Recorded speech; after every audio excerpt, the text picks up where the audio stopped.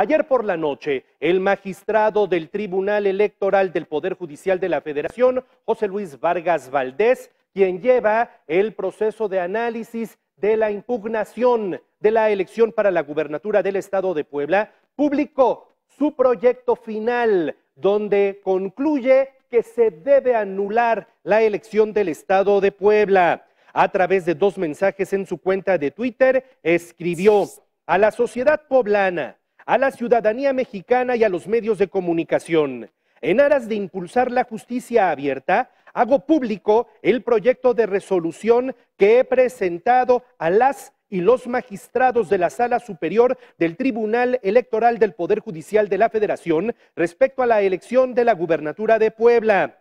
En un segundo mensaje indica lo anterior con el fin de que se estudie y discuta esta semana. Hacerlo del conocimiento público abona en la transparencia, disminuye las especulaciones y frena cualquier intento de presión política sobre el pleno del Tribunal Electoral del Poder Judicial de la Federación.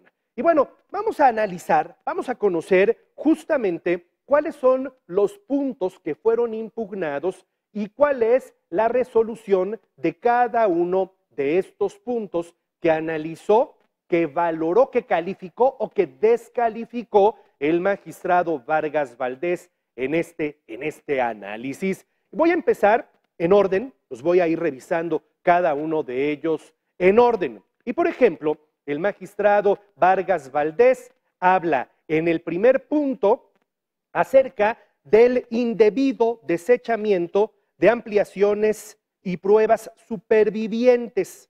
Esto es justamente todo el conjunto de pruebas que fue aceptada o que fue rechazada después de la elección. Y él considera que la propuesta o la protesta de Luis Miguel Barbosa, en este sentido, es un tema fundado. Dice, no se debieron haber desechado de entrada todas las pruebas que la Autoridad Electoral del Estado de Puebla, el Instituto Electoral y luego el Tribunal Electoral desechó en su momento. Por ende, la protesta de Barbosa está fundamentada, está fundada en este punto. Luego viene un siguiente punto, la detención ilegal de brigadistas. Una de las protestas de Luis Miguel Barbosa es que fueron detenidos 11 brigadistas ilegalmente por seguridad pública. Dice, este agravio es infundado porque tal como lo determinó el tribunal local, no quedó probado que las personas arrestadas eran brigadistas de Morena. Punto número 3 o inciso C, robo de material electoral por parte de funcionarios estatales. Dice, este reclamo resulta infundado, porque si bien quedó acreditado que ocurrió un accidente en el que se volcó una camioneta con documentación electoral, las pruebas no acreditan la responsabilidad o vínculo con algún funcionario o dependencia estatal. Luego habla en el punto número D, violencia generalizada al interior de las casillas. El proyecto del magistrado Vargas considera fundado el reclamo. El tribunal local analizó de forma deficiente el planteamiento de los promovientes. Así, dice, en plenitud de jurisdicción se tiene acreditado que en 59 casillas ocurrieron hechos de violencia, que existió robo, quema o destrucción de material electoral. En 8 casillas se suspendió la recepción de la votación de forma temporal o definitiva por riesgo de violencia. O sea que este punto de violación al interior de las casillas lo considera el magistrado Vargas como fundado. El punto siguiente, compra de votos, para él está infundado. Los agravios son infundados en atención a que del análisis de las notas periodísticas no se pueden acreditar las circunstancias bajo las cuales se habría llevado a cabo la supuesta compra de votos. Letra número F, indebida valoración relacionada con el laboratorio electoral. Usted recordará aquellos incidentes ocurridos días después de la elección en el Hotel M&M. El magistrado Vargas dice que finalmente nunca se comprobó que allí hubiese un laboratorio electoral y rechaza o dice que es infundada la protesta de Morena en relación con este punto.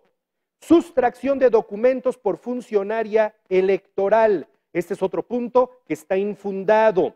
Parcialidad de autoridades locales. Él propone declarar infundado este punto. Traslado de documentación a sede central del Instituto Electoral del Estado. Él dice que este punto es infundado. Pero luego viene la parte medular de toda esta historia.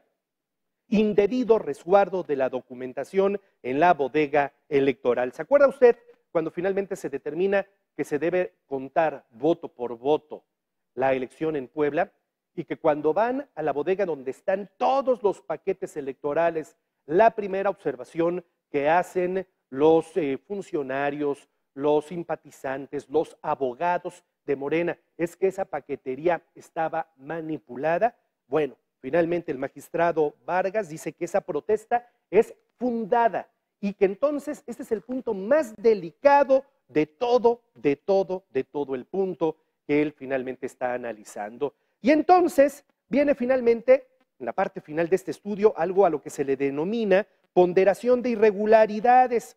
Y dice que si bien hubo violencia en 59 casillas, ello es menos del 1% de las casillas de la elección instalada aquel 1 de julio. Que si bien hubo robo de material electoral, el material robado apenas es el 0.02% del total de los votos emitidos aquel 1 de julio.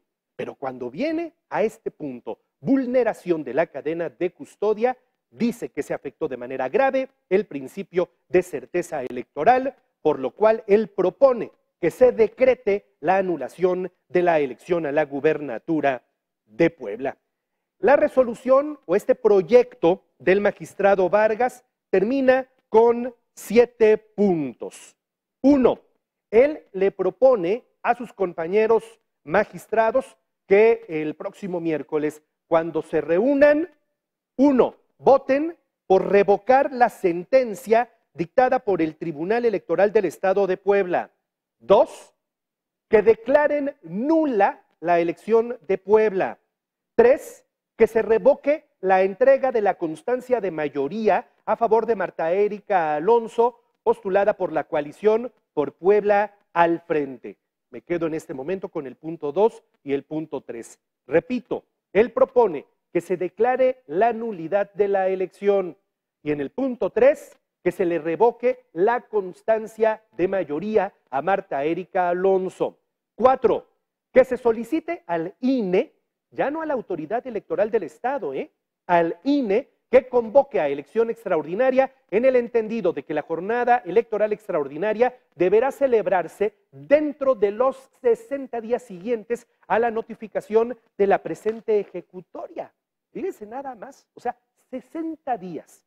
¿Qué significa 60 días? Que en 60 días se tiene que convocar a la elección, organizarla. Los partidos políticos tendrían que proponer a sus candidatos. En esos 60 días tendría que haber una campaña que entiendo yo sería muy cortita y entonces finalmente 60 días suficientes para que se lleve a cabo una nueva elección aquí en Puebla. Se da vista al INE para que proceda a dar inicio al procedimiento de destitución de los consejeros y consejeras del Instituto Electoral del Estado de Puebla. Está proponiendo que sean destituidos todos los consejeros y consejeras del Estado de Puebla. Se da vista a la Fiscalía para la Atención de Delitos Electorales a efecto de que abra carpetas de investigación sobre inconsistencias advertidas en esta resolución y finalmente se ordena al Instituto Electoral de Puebla de inicio al procedimiento sancionador que en derecho corresponda. Bueno, pues ahí lo tiene usted.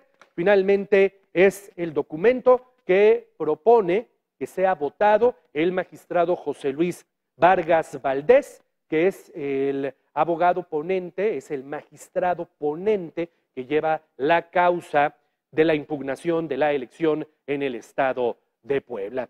Él dice, transparento esto para que no haya presiones de índole político. Conozcan qué es lo que yo estoy determinando. Y desecha muchos puntos, pero se centra en aquel punto que dice que la cadena de custodia fue vulnerada y que por ende el principio de certeza electoral fue vulnerado en el estado de Puebla. Reitero, será el próximo miércoles cuando esta propuesta de resolución sea votada por el Pleno, por la Sala Superior del Tribunal Electoral del Poder Judicial de la Federación. Le dejo este documento, está publicado en redes sociales, si quiere leerlo con detalle, tiene una lectura muy digerible, tiene una lectura muy sencilla, usted puede conocer ahí de todas las cosas que se han dicho, cuáles sí tienen un fundamento legal, cuáles no tienen un fundamento legal. Le recomiendo pues que lea este documento.